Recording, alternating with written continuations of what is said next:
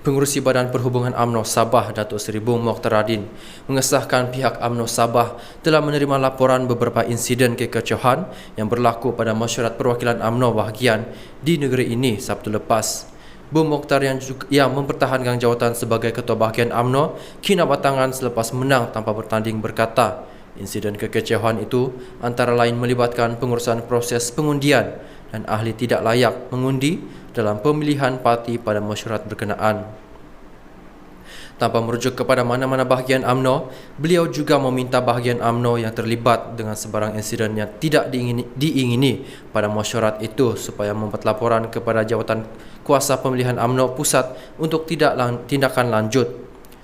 Pihak mereka, Jawatan Kuasa Pemilihan UMNO Pusat akan meneliti setiap aduan dikemukakan dan akan menyiasat sekiranya berlaku pelanggaran perlembagaan dan peraturan mesyuarat tidak mustahil. Persidangan akan dibuat semula, katanya menerusi satu kenyataan.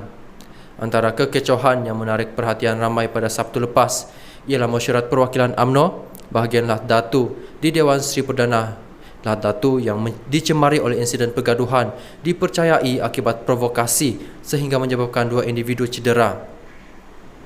Ketua Polis Daerah Lahad Datu, Asisten Komisioner Rohan Shah Ahmad dilaporkan berkata, dalam insiden pada jam 2.45 petang itu, seorang daripada mangsa yang cedera adalah kaki tangan Badan Perhubungan UMNO Sabah, manakala seorang lagi ahli Jawatan Kuasa Pemuda UMNO bahagian Lahad Datu.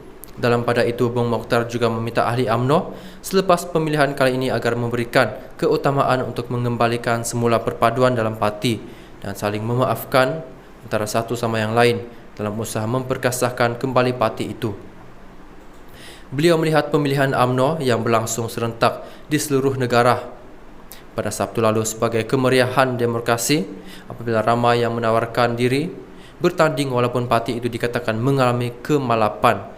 Kemeriahan itu membuktikan UMNO masih relevan walaupun tanggapan setengah pihak khususnya UMNO di Sabah akan terkubur berikutan tindakan beberapa ahli parti itu keluar meninggalkan UMNO dan menyertai parti lain, katanya.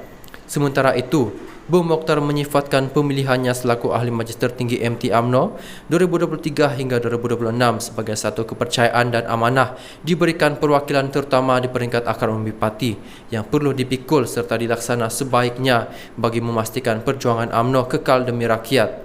Jawatan ini datang dengan tanggungjawab dan amanah bagi membantu dan memimpin parti bersama-sama Presiden Datuk Seri Dr. Ahmad Zahid Hamidi, Timbalan Presiden Datuk Seri Muhammad Hassan dan ahli Majlis Tertinggi MT, katanya.